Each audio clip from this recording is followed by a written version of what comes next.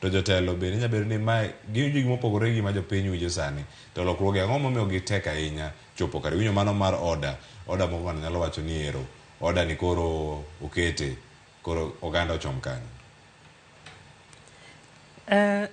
Jopiny to winjo matek.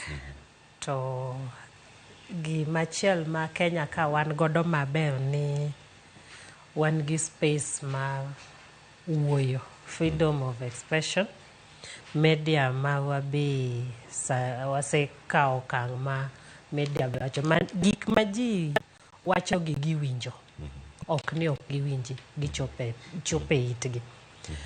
To wawacho ni kao pesa kuom jopiny to kaka tiyo gushuru ni omedi ok nyal bedo marach ahinya ka ni nitiere kaka nikech king'iyo nitiere kuonde ariyo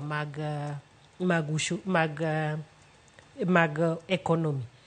Nitiere what we call the revenue side, and then nitiere the expenditure side. Koro konchiel en kaka wachoko pesa mwayudo. To en komachielo en kuma watimo ang'o, watiyo gi pesa ni eni.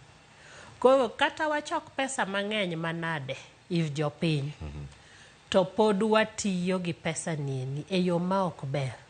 Pod wadhi beda gang'o atonga motuch. Tiyo kode moyo mok ber en mane? Gin dino rode mago mag mibadhi koso gin yore mag nikech wacho ni tiyo kod omenda jolony weche mag omenda kata osuru kata uchumi ka olero no wacho ni ka ola ok rach kaka itiyo kode mok ni kare. Debe ni sirkal ka ola kata pinje maoko kata osuru ma ijuogo ni titiyo kode yo marach machal. Tiyo kode marach ni en mane? E yor mibadhi koso magement?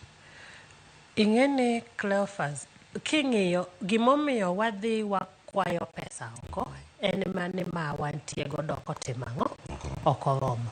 Sani eni to bosebedo kwa wadhi wakwayo pesa oko nikech ok wanyal chulo ang'o, ok wanyal chulo gope kaka timo ang'owa ka sagi ochopo.